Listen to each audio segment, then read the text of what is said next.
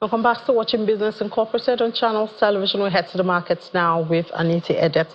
Anita, it's the last trading day in the third quarter. I'm sure you do have some backlog or review of data for us. Yes, Ini, I started last week with a review of the fixed income markets, and of course, every quarter is worth you taking note of, because it shows you where you started from within a 3-month period, and then across all markets, everyone is taking stock. How the performance was for the outgoing quarter. So, and of course, this time I'm focusing my attention on the equities market, which will be getting more details even for the intraday market analysis before the final close of the day. Now, take a look at the screen there, 98,685.00. This was the last track that we had for today for the intraday numbers for Nigerian stock market, 0.23%. And this number, mind you, it started the third quarter at about 120.83 thousand, 100,020.83 points, but the index has lowered to about 98,685.00, and that's about roughly about 1.3% drop. And at the same time, the market had started by about 56 trillion naira, so still within that range. And so far, if you want to compare within the quarter between July and to the last trading day of September, which is currently now, the market has lost just about some 2 billion naira. And of course, it has been quite an interesting month, interesting quarter, particularly for the month of September, where we saw some activities from flour mills down to Oando, also to Seplat, and so many others, which have helped to shape the month-to-date performance to plus 1.9%, almost 2%. And then year-to-date, still in the positive territory, 31.7% for Nigerian stock market so far for it. And for the Johannesburg Stock Exchange, 0.63%.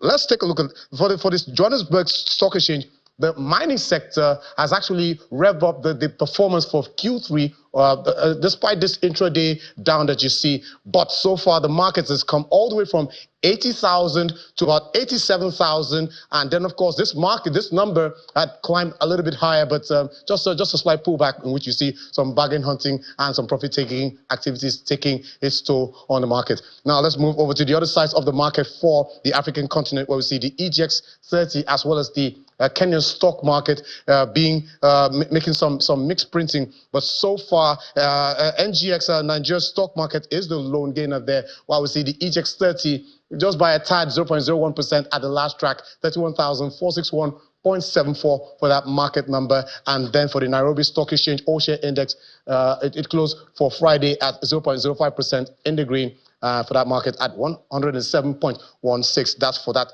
market index. And now we're talking about Nigeria's the domestic equities market, where we see the quarterly performance as well as the sectoral performance. But to take a closer picture of that, we have analyst for today, Dr. Peter Abe, equity trader with Stanbic IBTC stockbrokers, to give us more details about that. Thank you for joining us, Peter.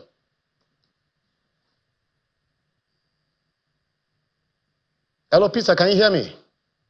Yes, I can hear you. Good afternoon. Okay, yeah, good afternoon, Dr. Peter.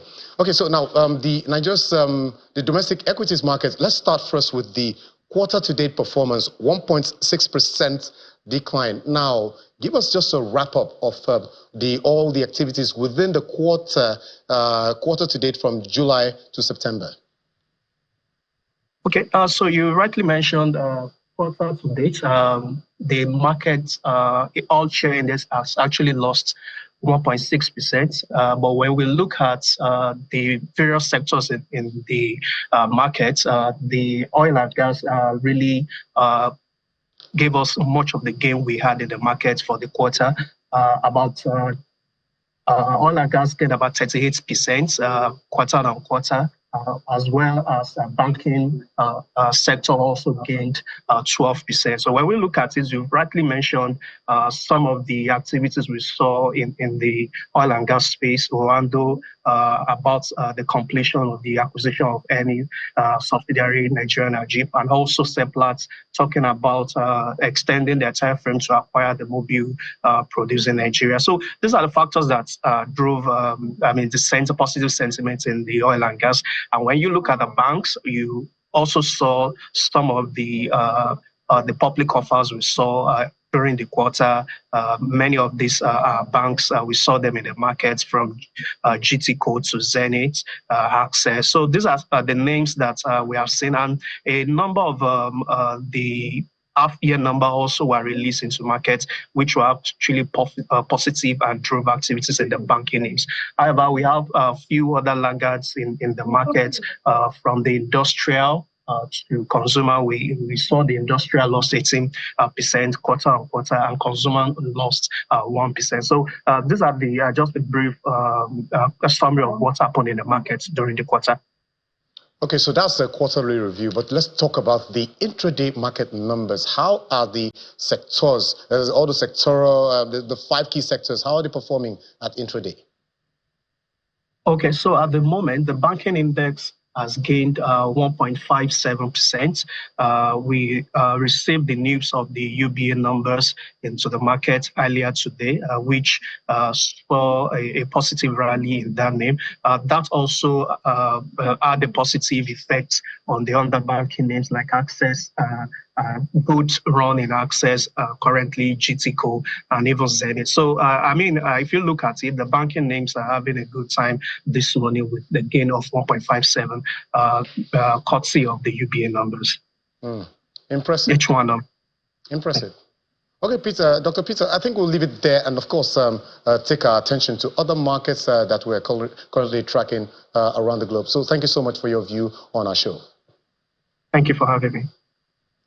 Dr. Peter Abe, equity trader with Stanbic IBTC Stockbrokers for market numbers at intraday. And now let's fly over to the Middle East, where we see the market numbers are not doing pretty well at all, especially where we started from the United Arab Emirates. The Dubai index, 4,498.62, down by about 0.5% at intraday. This was the last track that we had a couple of minutes ago. And then the Abu Dhabi index, 0.47% down at intraday, 9,425.30 for that market index. And for the other sides, for the Saudi Arabia's Tadawul, 0.08% down at intraday, 12,261.92, and the Qatari Stock Exchange, 10,614.09. Well, that was the only gainer there at intraday, 0.27% in the green for that market. And from the Middle East, we go over to the United States, where we see stock futures little change, as the month of September gradually, just a couple of hours away, especially for the U.S., which the time it will be opening will be about, the opening bell will be about 2:30 Nigerian time, but that's, of course, the time difference there. But the Dow Jones Industrial Average, the stock futures there, 0.08% in the red, 42,061.00. And for the S&P 500, 0.08%, also 5,786.50. And the NASDAQ, 0.05%. So far, we know that the markets here, particularly for the month of September, it had a very rough start.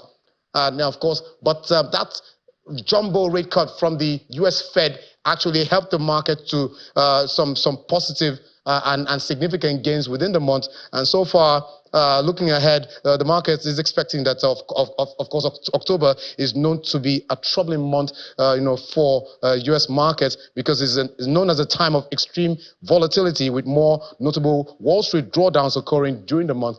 But so far, we'll look out for how that market closes the end of Monday's trading session, which is actually the last trading day for September. Overnight, the U.S. markets, the Dow Jones Industrial Average, it had hit a new highs on Friday. This is because traders assess fresh data, which show that there's more progress in the U.S. Fed's efforts to rein in on inflation. So that's it for the U.S. stock markets. And finally, for Asia markets, we see the regional indexes, just a fairly mixed picture there. We see the impacts of some economic data from Japan as well as China having different shades of color for the market. Last time we saw the Nikkei, it was about 39,000 points. And so far, it has dropped by more than 4%, down by 4.80% at 37,919.55. And this is because at some point we saw losses in the real estate, the industrial production in the country dropped by 4.9% year on year in August, and that's more than the 0.4% fall in the month of July. For the Kospi, we see 2.11% drop there. The Hang Seng Index, well, on the other side, it was in the green, 2.43%. And for the Shanghai Index, we see the numbers being in a shade of the green there. Wow, that's a massive rally, 8.06% for the Shanghai Composite, and this is because the PMI, that's the official Purchasing Managers Index reading for September, came in at about 49.8, which is better than the 49.5, which was expected by a survey of economists. So that is actually rubbing on the Chinese market, which of course will be closed today for the Golden Week holiday, while the India's Nifty 50 is down 1.41% for the close of Monday's trading session, 25,810.85 for that market. So any September finally coming to an end. I don't know what you're expecting in Nigeria's stock market, what direction it would end the last trading day. I'll stay positive. That's why I have green on. Oh, yeah. And of course, it's the color of Nigeria's stock market. Exactly. Well, of course, we'll be closed for a holiday. Yeah, Anita, thank you so much. Pleasure.